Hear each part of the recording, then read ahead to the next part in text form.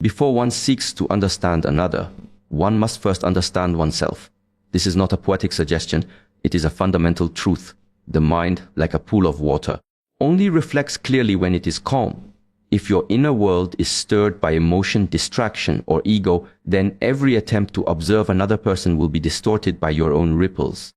To read someone's mind, the first step is not outward, it is inward. In moments of stillness, when the breath flows slowly and the body rests without tension, something subtle begins to happen. You become aware, not of the other, not yet, but of yourself. Your thoughts slow down. The commentary in your head grows quieter. And what arises is space between stimulus and reaction. Space that allows you to see things as they are, not as your mind immediately wants them to be. Many people attempt to read others while they themselves are reacting, emotionally, mentally, sometimes even physically. But reaction is noise, it clouds perception. If someone insults you and you feel anger rise, you're not reading them, you're reading your own wound. If someone withdraws and you feel abandoned, you're not perceiving their pain, you are drowning in your own. Without stillness, there is no clarity. Without clarity, there is no understanding. To cultivate this inner stillness is not complicated, but it is not easy. It requires discipline. It requires the ability to be with yourself, not constantly searching for distraction, not constantly needing validation, just being. When you sit in silence, when you breathe and simply observe, you begin to separate yourself from the chaos. You begin to see that your thoughts are just thoughts, not reality. You begin to notice the subtle reactions that happen inside you in response to the world, and instead of being caught in them, you begin to watch. And it is from this place of stillness that true observation begins. When you look at someone who is speaking, really look, without the urge to interrupt, without the need to respond, without projecting your own story onto them. You begin to see more than words. You notice the small shift in their posture when a sensitive topic arises. You feel the hesitation in their breath before they speak the truth. You observe the flicker in their eyes when something makes them uncomfortable. These details are always present, but you can only see them when your mind is not busy searching for meaning or planning your reply.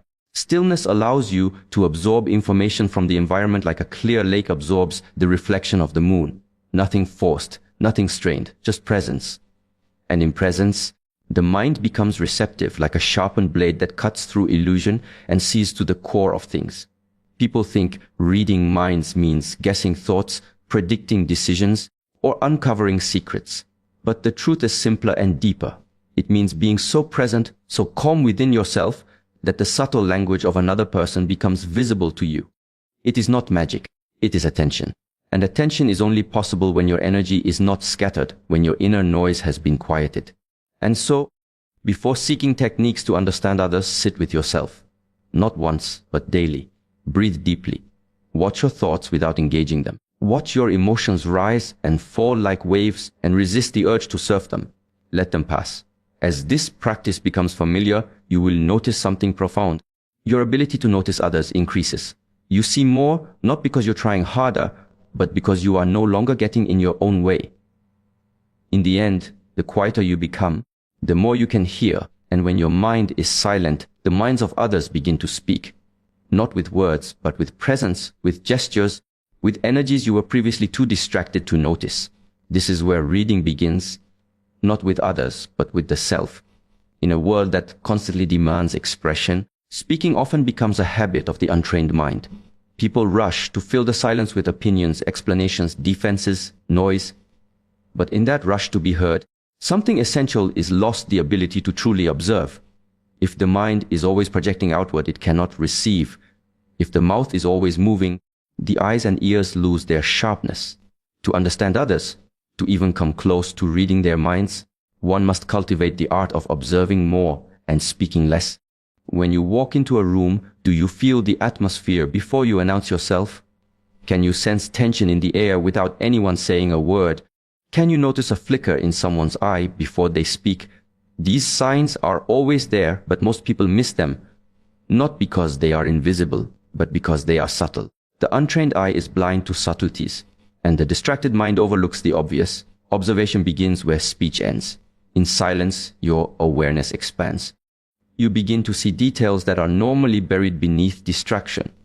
The tremor in someone's fingers, the tightness around their smile, the way their shoulders subtly shrink when they feel insecure.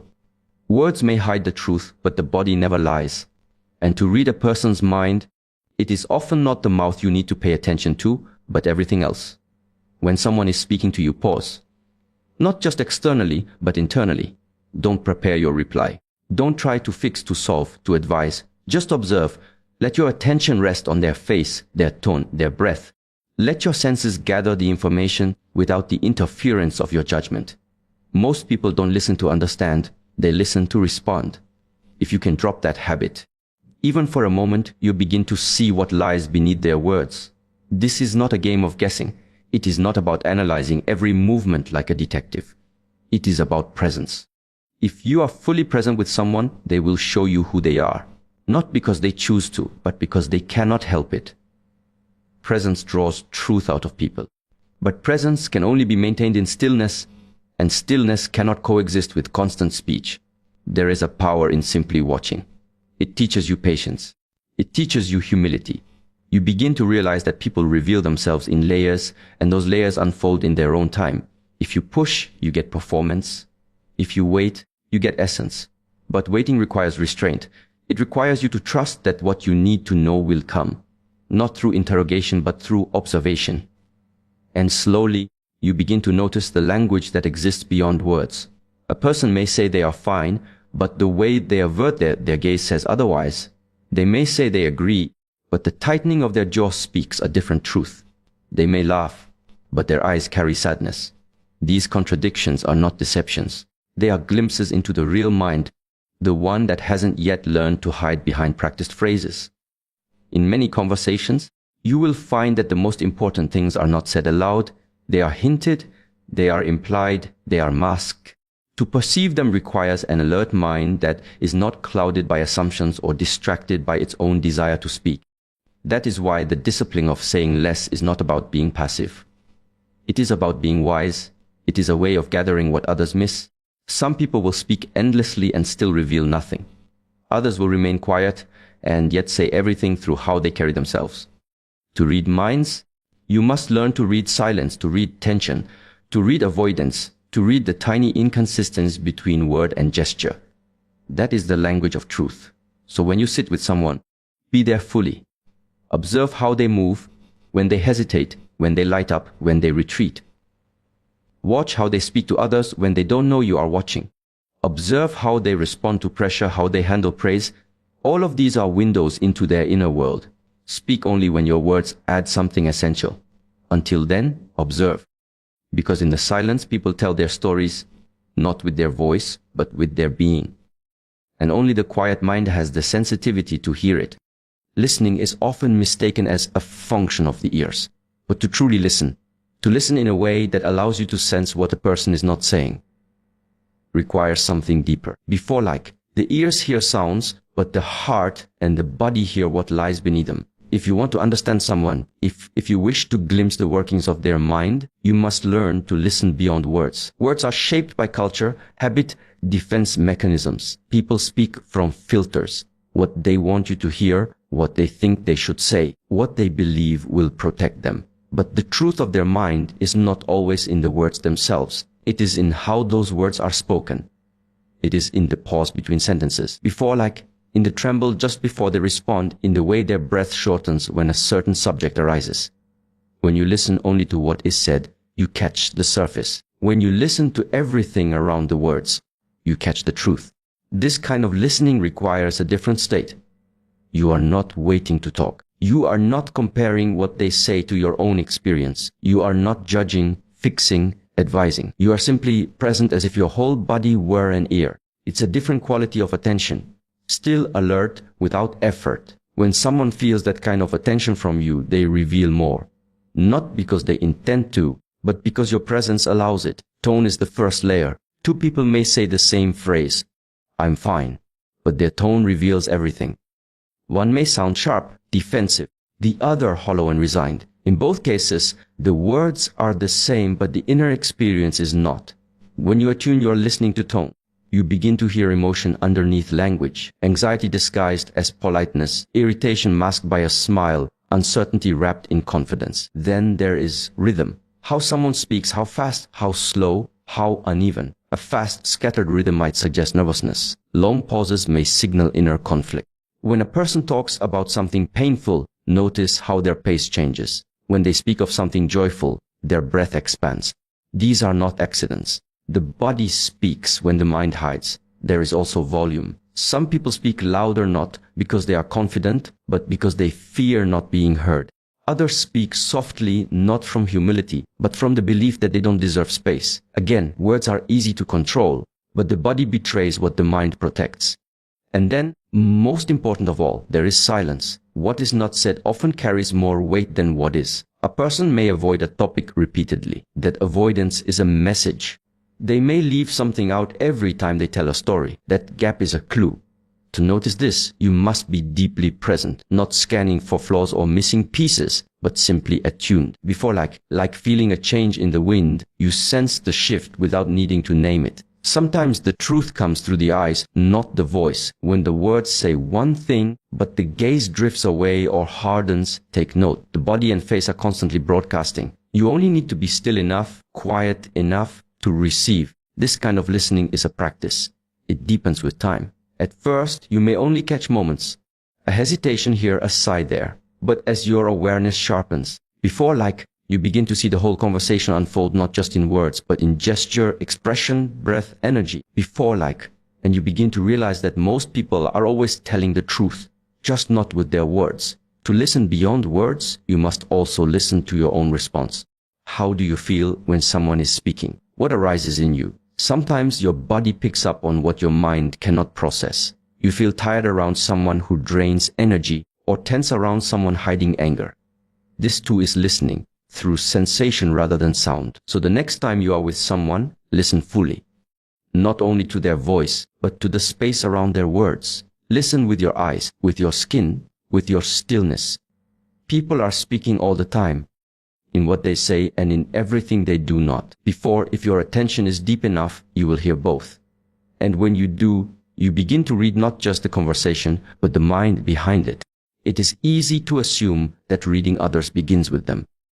That to understand a person's mind, we must look outward, study their behavior, their gestures, their expressions. But in truth, the mind we must study first is our own. Because when you attempt to read someone through a lens that is clouded by unresolved emotions, judgments, or inner noise, what you see is not their truth, but your projection. You cannot read someone clearly if you are reacting unconsciously to what they evoke in you. Every person you meet is like a mirror. They reflect something back at you. But whether you see their reflection or your own distortion depends entirely on your self-awareness. If someone speaks sharply and you feel anger rise, stop. Is it their aggression you are sensing, or is it an old wound inside you that reacts to being dismissed? If someone grows distant and you feel abandoned, pause. Is their withdrawal truly about you, or is it stirring something from your past? Without knowing yourself, it is impossible to know others. Understanding your own emotions is not a step in this process. It is the foundation. Before you can perceive others, you must be honest with what you carry within. Do you crave approval? Then you will hear criticism even where there is none. Do you fear rejection? Then you will interpret silence as abandonment.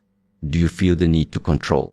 Then every unpredictability will appear as a threat. These internal patterns distort your reading of others. Until they are seen clearly, you are not observing. You are projecting. This is why practices like reflection, journaling, and meditation are not luxuries. They are tools. They help you uncover what lives within you. They reveal your patterns. And with each pattern you become aware of, you remove a layer of distortion from the lens through which you perceive the world. There is a moment that comes after sustained self-awareness when your emotional reactions no longer pull you into stories. You feel them rise, but you do not follow. You witness them. This witnessing creates space. In that space, you begin to truly observe, not through the filter of, how does this affect me? But through the clarity of what is actually here. That is the shift from egoic reaction to conscious perception. And then something subtle begins to change. You sit with someone, and instead of reacting to their mood, you sense it. You feel tension in their words, but you do not absorb it. You notice sadness in their silence, but you do not rush to fix it. You are able to sit with what is, not because you are indifferent, but because you are steady. Your emotions no longer color the entire picture. They inform you, but they do not control you. This emotional steadiness is what allows you to read people with depth and accuracy. Because when your own mirror is clean, free from the dust of assumption, attachment, or fear, it reflects the other person clearly. You feel what they feel, but you are not overwhelmed by it. You sense their truth, even when they cannot speak it, not because you are trying to be insightful, but because you are not in the way. To understand someone else's mind, you must become familiar with your own triggers. You must learn the difference between intuition and insecurity, between a true signal and an old scar. This discernment grows over time. You begin to recognize when a reaction is yours to hold and when it is theirs to carry. This separation is essential, not to create distance, but to see clearly. Reading people is not about control. It is not about manipulation. It is about connection. And connection begins with the ability to be present, fully, honestly, without needing the moment to be different. That level of presence is only possible when your emotions have been witnessed, held, and understood. So begin each encounter not by watching the other, but by watching yourself. What arises when they speak? What does your body feel? What thoughts appear? This awareness is your compass. It guides you toward understanding, not by forcing insight, but by removing distortion. The clearer your inner world, the more accurately you perceive the outer one. And when your perception becomes clean, the mind of the other is not a mystery. It is a reflection. In the quiet work of understanding others, it is tempting to focus on isolated moments, a phrase spoken, a glance cast, a decision made. But these moments, on their own, are like single puzzle pieces. If you try to form conclusions from them too quickly, you risk building a picture that isn't true. Real understanding comes not from moments, but from patterns. Because patterns do not lie, every person, over time, reveals themselves through repetition. Words may change, circumstances may shift, but the way someone reacts under pressure, the choices they make when no one is watching, the habits they return to, these are their mind in motion. These are the patterns you must observe if you want to truly know someone. It is not enough to notice how someone behaves once. The person who shows kindness when it is easy, but withholds it when tested, is not consistently kind. The one who speaks with confidence when praised, but grows defensive when challenged, reveals something deeper than what their words suggest. If you observe carefully, you begin to see that people live by rhythms, emotional, mental, behavioral. They may not be aware of them, but the patterns are there. And when you learn to watch for them, people become less confusing. Their minds unfold through their consistency. This is not about judgment. It is about discernment. Judgment labels someone quickly. This person is honest, that one is selfish. Discernment is patient. It watches. It waits. It recognizes that one act does not define a person. But it also knows that repeated acts paint a picture over time. The one who always finds blame outside themselves, even in different situations, that's a pattern. The one who always avoids discomfort, even with different people, that too is a pattern. Patterns tell you where the mind is rooted. There is a certain clarity that arises when you stop getting caught in every word someone says and begin paying attention to what they do, not once, but over time. The person who constantly interrupts others, no matter how gently they do it, is showing you their mind's rhythm. The one who consistently downplays their own needs is revealing a belief system, perhaps rooted in unworthiness. The one who often shifts the topic away from emotions may be protecting a deep vulnerability. These are not single behaviors, they are patterns. And in these patterns, the real language of the mind is spoken. To see this clearly, you must slow down. You must not rush to interpret or respond. You must allow enough time, enough space for a pattern to reveal itself. One gesture may be misleading, a second coincidental, but the third, the fourth, the fifth, they form a shape. The way someone approaches conflict again and again, avoidance, aggression, withdrawal, silence, shows you what they fear, what they protect, what they believe about connection. Words may mislead, but patterns are honest. And yet, this watching must be soft. If you observe others with a mind that seeks only to confirm its suspicions, you will find what you want, not what is true. The eye that reads clearly must be calm without agenda. It watches not to accuse but to understand. That is the difference between manipulation and wisdom. One watches to take advantage, the other watches to build clarity. Even silence, when repeated, becomes a pattern. A person may not speak of their pain, but if they consistently avoid intimacy, vulnerability, or reflection, they are telling you something. If they make excuses every time responsibility is mentioned, that, too, is part of the story. When you observe someone over time, you stop asking, what are they thinking? And start seeing, this is how they move through the world. That is where reading becomes real. Your job is not to force understanding, but to stay present enough for patterns to appear. And when they do, believe them. Not as a verdict, but as a doorway, an invitation to deeper insight. Patterns do not reveal themselves to those who are impatient. They unfold slowly like seasons. But once they become visible, they offer clarity that no single word or moment ever could. In this way, reading the mind is not a trick or a technique. It is a practice of attention. A willingness to look again, to listen longer, to remember what has been repeated. Because repetition speaks the mind's truth quietly, consistently, and without deception. There comes a point in the journey of understanding others where insight alone is not enough.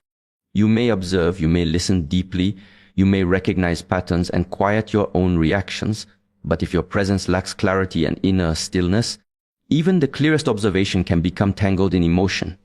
To truly read the mind of another, your presence must become sharp, but soft, steady, yet receptive. This presence is built not by doing more, but by doing less, by calming the waves within yourself. When your mind is agitated, filled with assumptions, opinions, or inner chatter, you cannot perceive clearly. You might think you're seeing others, but what you are really seeing is your own noise projected outward. The more still you become, the more obvious this becomes. Most people do not listen to understand. They listen to the noise in their own heads and try to fit others into it. That is not reading. That is guessing. So you must return to your breath. Before entering any interaction, ask yourself, how still is my mind? How open is my attention?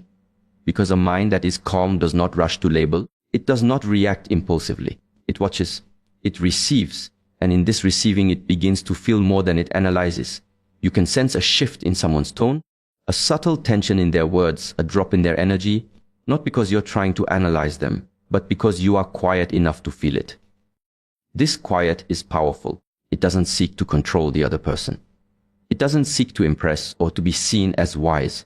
It simply allows space, and in that space, people show themselves. When you are calm and grounded, people feel it. They relax, they trust. They may not even know why, but something in your presence feels safe. That safety draws out honesty, not always in words, but in energy, in body language, in expression. And the less you speak, the more they unfold. But this calmness must be cultivated. It does not come by accident. It is trained through silence, through practice, through watching your own mind when it rushes, when it clings, when it wants something. When you begin to see those inner movements for what they are, you stop being controlled by them. You become less reactive. You begin to listen without defense. And from that place, your presence starts to carry weight, not heavy, but stable. The kind of presence that people feel, even if you say nothing. Reading someone's mind is not about predicting their next move or peering into their secrets. It is about understanding where they are inside, emotionally, mentally, energetically. And to do that, your own inner field must be quiet enough